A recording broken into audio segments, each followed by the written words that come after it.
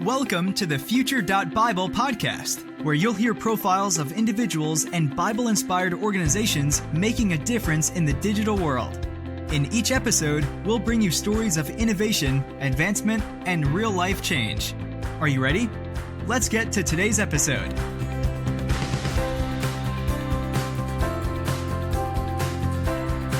Hey friends, welcome back. We are live with the 2020 season of the Future.Bible podcast. A lot of you have been asking, where's Kenny? Where's Kenny? The question I get the most is, where's DJ? DJ Truong is finally in the house. Welcome to the show, DJ.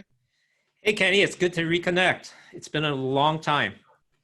A long time in internet years, right? It's almost like dog years, even though it's only been one season, but it feels like we haven't been around this podcasting thing for a while, but we're back. Yes, it's great to be back, and a lot has happened. So we're going to try to cram all that in. Actually, no, we're not going to cram all that in. We're going to give you the latest update and make a huge invitation for this thing coming up next week. Yeah, so we're going to do it in style, DJ. We are kicking off the 2020 season in style, and it's March right now. We just entered March, but DJ, why don't you tell us, there's a specific date in March that we are particularly interested in talking about today. Yes, that date is March 16th, because we are inspired by the most popular Bible verse in the universe, which is John 3:16. And yes, some others would say 1 John 3:16. There's other great 3:16s in the Bible. So I love 1 John 3:16. March 16 is when we are going to go big and go global with an online event. So we're trying to own this date. It's the Future.Bible Day on 3/16. We're trying to make it an annual thing. And one of the things that we're doing is we're marketing with a signature event to kick it off this year. We're going to have a virtual summit, one of those online summits. Now, you probably have seen one or two, those two, if you've been hanging around the internet for a little bit. But DJ, why don't you share with everybody, what is an online summit for those that have never attended one before? Well, an online summit can come in different forms and fashion, but think of it as a webinar, but it lasts all day. And you get to hear from many, many experts and innovators, church leaders and ministry leaders and technologists who are doing amazing things to shape the future of Bible engagement. Yes, and one of the best things right now, and we don't need to make this the whole point of our conversation today, but in our culture, in our time right now, travel is an issue for a lot of things. We just heard South by Southwest just got canceled, right? Yes, many conferences. I've seen a list of almost 200 conferences that have been canceled or delayed because of this pandemic spreading virus kind of a thing. Yes, COVID-19, the novel virus, coronavirus, is making an impact on offline in-person events.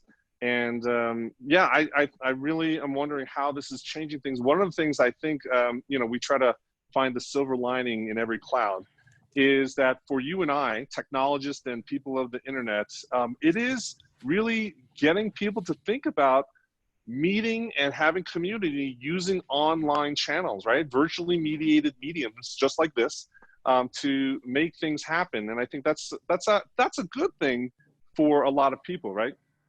Yes, it's a great thing. It's a great opportunity, and we are learning with each other as we connect with leaders online and offline about how technology is facilitating relationships. I mean, statistically for the next generation. So we're thinking about the future, we're thinking about the next generation and how we can pass along the richness of our faith and a relationship with God.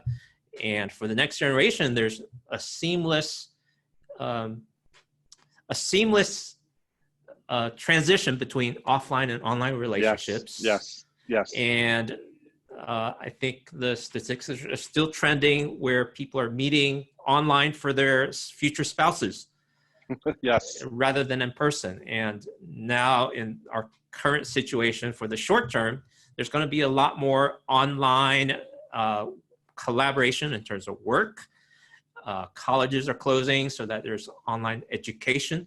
Churches were closed in the Pacific Northwest due to a mandate from the city and the county. So there was no gathering of any more than 50 in a public space.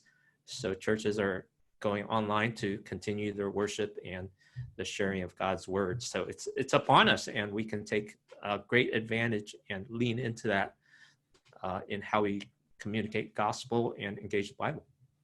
Exactly. And so we didn't plan it this way because of it, but it happens to be an opportunity that we are going to put on an event this March 16th. On 3/16, we're going to have the first ever Future.Bible totally online summit. That's what we're hosting. That's what we're going to talk about today.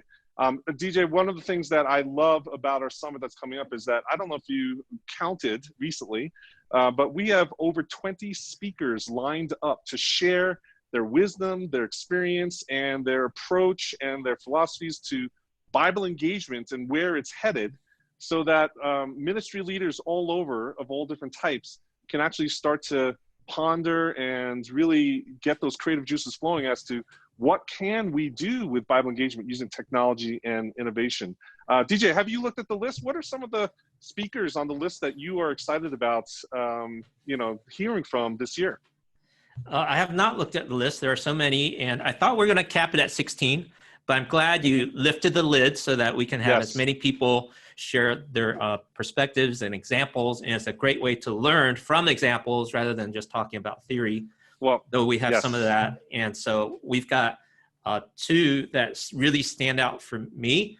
Is another guy named DJ Soto. He's the pastor of a virtual reality church, and they meet at least 4 times a week in virtual reality space, and they've experienced people coming to Jesus and getting baptized in virtual space, and they have immersive Bible teaching experiences where the Bible comes to life when you're virtually immersed in it, and it feels like you're experiencing the Bible at a whole new level. So DJ Soto is going to be sharing some live or recorded experiences so that you too can see what it's like to be experiencing the Bible in virtual reality. And then another one that I'm actually a part of in a collaboration and partnership with VLB. VLB stands for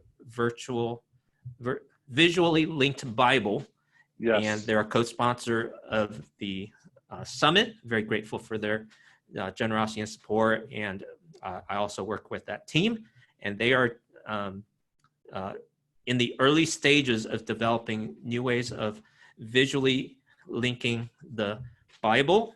And one of the first projects is a game called DVG. It's a virtual reality game of David versus Goliath, and you'll get to see DVG, David versus Goliath. Yes, and so you'll literally get to wind up and throw a slingshot in VR and help to experience first person what it's like to be David. I love it. I love it. I'm looking forward to hearing from Robert Rouse, one of our good friends that we've developed over the last several years. He is the founder of Viz.Bible, data visualization. He's been able to collect all these open source and databases and information around the Bible, connect them together, and then present it in ways that actually is pretty profound. And I think has the ability to change the way you think about the Bible, the stories that you've learned over the years, et cetera, et cetera. A great resource there. He's going to talk about some of the latest things that he's working on beyond that project. For me, the other one that I think really is interesting is artificial intelligence. We've got a ministry that's using AI to help church leaders figure out what is the best mix, pattern, priorities, resourcing of people in terms of discipleship. We've got podcasters and Instagram influencers sharing with us. What is that form, that channel, that medium? How does that differ in their experience of sharing Bible content, right? Both scripture itself as first source and, devotional and other things, and how it's received and how people are using that on their own personal faith walk. I think that those conceptual things are things to pay attention to. Yeah, there's so many others. A couple others that just came to mind. Jeff Reed is a leading expert in online churches. So he's going to talk about discipleship and what it's like to do spiritual formation online and the experience of worship and church community. I just saw a new submission come in from Sang Tien, who is the CTO, Chief Technology Officer of Basil Tech, and they're developing a scripture labs and other things. They're in Silicon Valley, where there are Christians really using technology, today's and tomorrow's technology, to more deeply engage the Bible, so that we're not just reading words, but we're actually beginning, they're using mechanisms to actually help us understand the Bible and apply it to our lives. So I'm really looking forward to that one. I'm looking forward to an interview that you are doing with, let's see, his actual title is actually a cool one, the Director of Ministry Intelligence over at American Bible Society. Why don't you just share a little bit about just that top line, what people can expect to hear about? Yeah, so Dr. John Plake has been part of the research team at American Bible Society, and through some partnerships, they've aggregated kind of the big data analysis approach to understand how people are engaging the Bible, what people are searching for. People are searching billions of times every day for answers to questions. And what better book than the Bible that provides all the essential questions to the big questions of life? And so they've aggregated research from different localities in providing a service to help ministry leaders and churches to better serve their congregation and their community. So he's going to describe some of the approaches they've made to do that, as well as mentioning the State of the Bible report that American Bible Society has done for the past 7 or 8 years. I've lost count because they've done it for so long, to help us understand how people are engaging or not engaged in Bible, so that we can be more strategic about equipping people for outreach as well as for deepening their discipleship. And he makes a very simple but profound point that a person's spiritual maturity is directly connected to how often they read the Bible. I mean, it's that simple. It's not the fancy programs. It's just reading the Bible will level up a person's spiritual maturity like nothing else.